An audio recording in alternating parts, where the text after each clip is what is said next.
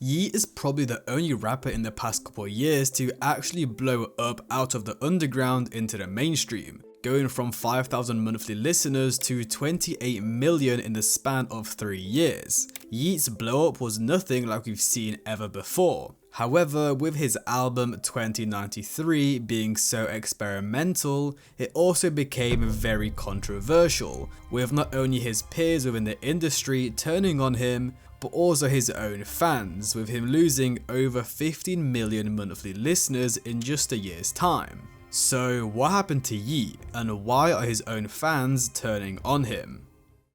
Well, let's bring it all the way back to 2021, where Yeat would get his first breakthrough. Firstly, in the April of that year, Yeat would drop his project Alive, a 22-song album which was hugely anticipated by his small fanbase at the time, due to the label issues he was experiencing, with his last album dropping in 2019. Now, even though he didn't drop for such a long time, he didn't stop evolving, as on this project, Yeat would completely switch things up, rapping on electric rage sort of beats, Carti Whole Lotta Red inspired, some could say. Now, this project would get a very positive reception, but wouldn't be the one to blow him up. It wouldn't be until the 10th of June where Yeat would go absolutely viral, dropping his project 4L, which included his hit songs Sorry About That, Money Twerk and Off the Lot. But Yeat wouldn't stop there and would pump out 2 more projects in 2021, Trendy and Up To Me, containing more absolutely hit songs, Get Busy, Mad About That, and pretty much the entirety of Up To Me being bangers. In a span of just a year, Yeat put out 4 projects and went from nobody to the hottest artist in the scene, getting co-signed by the likes of Drake, Pierre Bourne, Playboi Carti and Lil Uzi Vert. But it wasn't just his music that was blowing him up, it was the entire gimmick he had going on. The hilarious yet catchy ad-libs, crying me up! The bells that he added to his music, his own vocabulary and the turbans. Yeat started an entire new wave. And with the success of Up To Me, Yeat ended up signing a $7 million contract with Interscope subsidiary Field Trip Records, owned by Zach Beer. With a huge budget and an entire label backing him, it seemed like Yeat was ready to ascend into the mainstream. Moving into 2022, Yeat would drop 2 Alive and the deluxe Geek Pack, featuring the likes of Young Thug, Gunna and Lil Uzi Vert, selling an astounding 35,000 units in its first week, and debuting on the number 6 position on the Billboard 200, which was absolutely insane for an underground artist, well, clearly not underground after that album. And Yeat's work ethic was just unbeatable, as even though he already had one incredibly successful album, he would continue grinding, as later that year in September, he would drop the Life EP, selling 30,000 units in its first week, which was kind of crazy. A 12-song EP just sold the same as his album did. I think it was quite clear, Yeat wasn't just some gimmick or meme rapper. He was here to stay and had aims of becoming a superstar. Well, moving into 2023, after finally gaining mainstream status with his 2 projects and even a Minion song, Yeat would release his project Afterlyfe, where it honestly felt like Yeat was losing a bit of his essence. Now, don't get me wrong, the project was great with a range of sounds. We had this space dance song with None I'd Change, some hype stuff with Split, and 2 beautiful outro tracks with Back Home and Myself. And it performed great too, selling 54,000 units in its first week and debuting at the number 4 position. But from what I read, this album just wasn't the same, and it lacked what made Yeat, Yeat.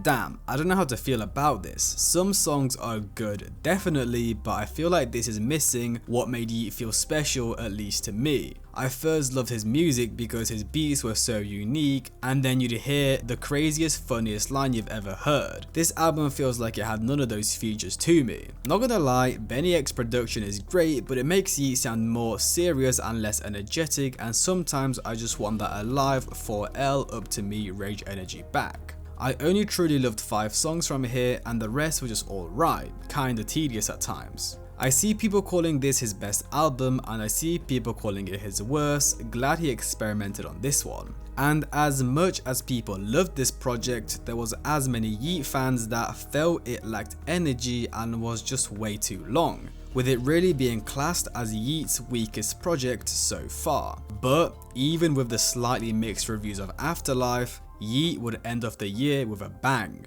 as he would feature on I Don't Give a F from Drake's For All the Dogs, debuting at number 1 on the Billboard Global 200 chart and number 2 on the Billboard Hot 100, amassing over 17 million streams in its first week, also allowing Yeat to reach 28 million monthly listeners. Yeat had just achieved the biggest song in the world of that week. An absolutely insane achievement considering he had about 5,000 monthly listeners just 3 years ago. So with him just getting the biggest moment of his career, he was now ready to begin the rollout of his next album, 2093, which would also turn out to be the most controversial decision of his career. On the 16th of February in 2024, Yeat would drop 2093, a complete change of direction compared to his previous releases. Yeat was now rapping on futuristic cyberpunk type beats, nothing compared to his previous music. Now, as boundary pushing and experimental this project was, a lot of people just couldn't bring themselves to listen to it. Yeat went from rapping on rage beats and dressing like a thug to making Blade Runner music and dressing like a futuristic cowboy. I really like Yeat, but this album was atrocious in my opinion. Great production and that's about it. It's fine, but this era of fantastic production and the vocalist just kind of experiments saying anything is getting really tired. Now listen, even though Yeat may have pushed away a lot of his older fans who were here for the geeker music, he also opened himself up to basically an entire new audience who enjoyed this style of music. What the F, how did he improve this much? Album's called 2093 and people complaining it doesn't sound like old Yeat LMFAO. It's funny how Yeat was first reviewed as a meme, Carti clone, and now he's releasing albums like this that are seriously groundbreaking and different than any trap album I've ever heard before. But yeah, I walked away from this super impressed. Yeat truly is this current wave of raps, alien supreme. And I will leave it there. Feeling a light to decent 8 on this one. Obviously, that's album of the year so far.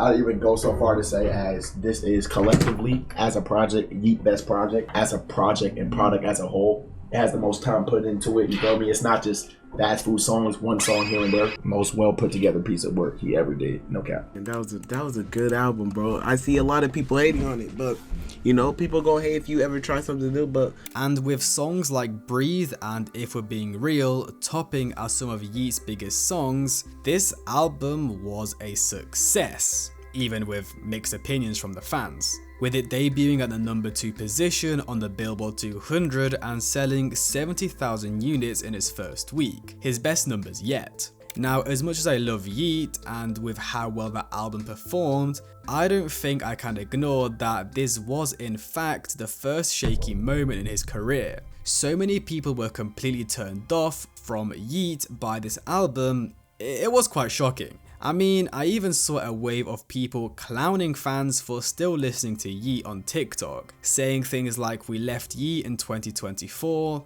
I mean, just look at this tweet. Yeat after 2 Alive, showing like some washed basketball player, and then this one, Yeat blew up, got fat and forgot how to make music. There was a huge wave of fans just completely like turned on him and ditched him. And it wasn't just fans that called him out for his change in style, even his peers within the industry would begin attacking him for being a culture vulture and changing his swag after he's blown up. His once close friend Can would say, "Fella start making that EDM and lost his fans, now MF's trying to be buddy again, SMH. When will you realise that formula will never work? Use black, then make white music, then go back to blacks when motherfuckers not F with it. It only works for Post Malone, that's it." And then Playboi Carti's Opium would also begin to call him out. One of their producers, Lil 88, would put out multiple tweets dissing Yeat. "Stop comparing my partners to this Eminem with autotune and reverb. And I don't F with these fellas like they got a disease, which Ken Carson and Destroy Lonely liked, with this probably being one of the most detrimental moments in Yeat's career. Not because he needed opium, it was more so the fact that this now, quote unquote beef, had split the underground fan bases into two, Opium and Yeat, which is kind of what happened with Uzi and Carti. They both once shared the same fan base and everyone loved them, but then a slight hiccup in their relationship and now everyone's choosing sides. But even with all this negative press surrounding Yeat, he was still the most popping new gen rapper to come out in the past couple years. Not only was he one of the most streamed rappers in 2024, up there with the likes of Lil Wayne, Tyler the Creator and A$AP Rocky, he would also be headlining and selling out shows all across the globe, slowly becoming a mainstream superstar. And in an attempt to prove all the haters wrong,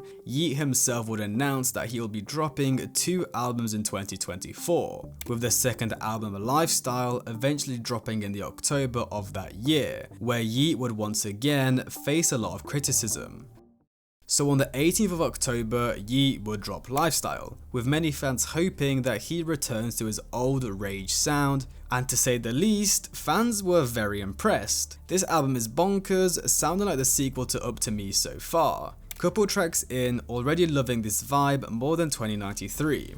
This seems like it's more the signature Yeat sound that we all know and love, which is great, right? It seemed like Yeat brought everyone back that he lost after he released 2093. But wait, what about all those people that actually liked the new sound Yeat brought on 2093? Personally, I found 2093 a way more interesting sounding album. If you became a fan after 2093, this isn't really for you, but if you became a fan from his older albums, then this is tailor-made for you. You see, I think this is one of the biggest issues Yeat is currently facing in his career. It seems like he wants to be an artist that's creating experimental and boundary-pushing music, yet the majority of his fans want him to make brain-numbing rage music. Well, the thing is, I personally think the people that don't want him to evolve will also be the same people that complain that his music sounds the same and repetitive. I mean, just think of someone like Playboi Carti. Every time he drops music, it's completely different to what he released in the past. Just think of Die Lit, right? Just chill, Pierre-born beats,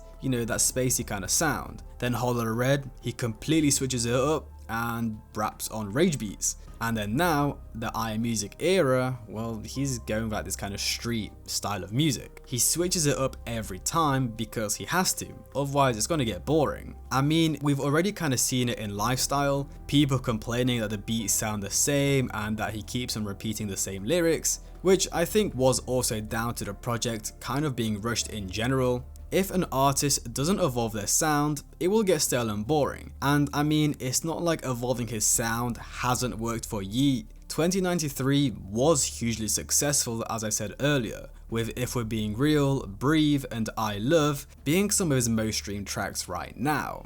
And numbers wise, he is still performing extremely well, with Lyfestyle being Yeat's first #1 album of his career, with it also being his highest selling wise, with 89,000 equivalent album units in its first week, which is just crazy. That's more than Lil Uzi Vert with EA2 and just 11,000 less than Carti's Hollow Red. And it was his second album of the year. Now, I know a lot of people will try to counter this by saying the majority of the sales were merch bundles and vinyls, which is true, but I think this also shows us how much of a strong cult-like fan base he has. 60,000 people, counted only within the US, decided to buy merch or a vinyl. But the album was also the shortest charting #1 hip hop album ever, leaving the charts after 3 weeks, so it wasn't all positive news surrounding the album. And also look, if I'm being honest, like it did sell 30,000 in its first week, which it does show us that Yeat has lost a lot of hype and appeal,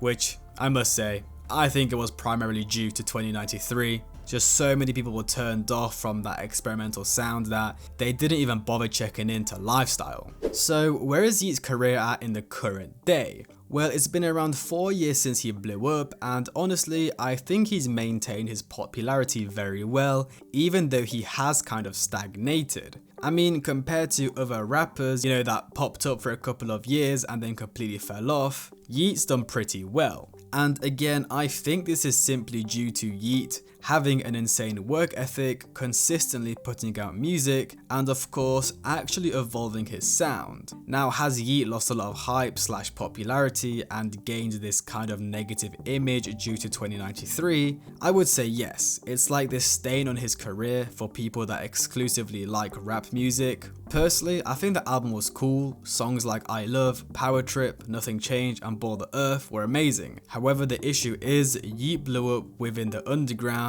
who love to hate on every artist after they blow up. So as soon as Yeat went to the mainstream and started switching up his sound, they completely switched up on him. But that's not to blame the fans only, as even his most recent album, Lyfestyle, it was decent, but definitely not up to Yeat standards. Now, even though Yeat has lost over half of his monthly listeners since that Drake feature, currently sitting around 13 million, I think he's still going incredibly strong and his core fans still love him, with one of them being me. But again, as I said, even though I'm a Yeat glazer, I get why he lost so many fans. The average rap or underground kind of fan won't like the EDM experimental sort of music he's making, and that's fine. But even with so many people hating on him, anytime I see clips from him at festivals or whatever, the crowd is always going crazy. Anyways, now moving into 2025, Yeat is gearing up to release A Dangerous Life, and what we can tell from the snippets, Yeat is once again changing up his sound. I mean, some fans are now even laughing at the fact Carti is biting Yeat's sound in a new snippet Leak has posted,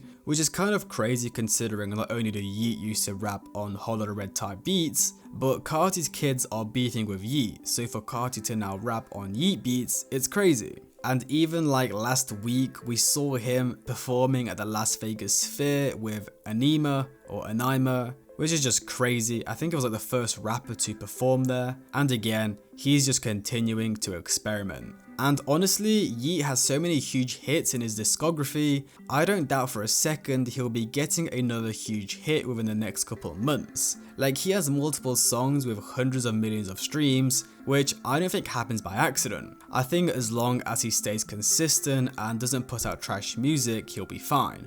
Hopefully, because for all we know, he could do a Lil Uzi Vert, put out albums that are kind of filler that no one wants to listen to and fall off. Anyways, I hope you guys enjoyed. Let me know what you guys think of Yeat's career, his fans turning on him, and where he'll be in the next couple of years. Like, subscribe, comment, have a great day, and I'll see you guys in the next one.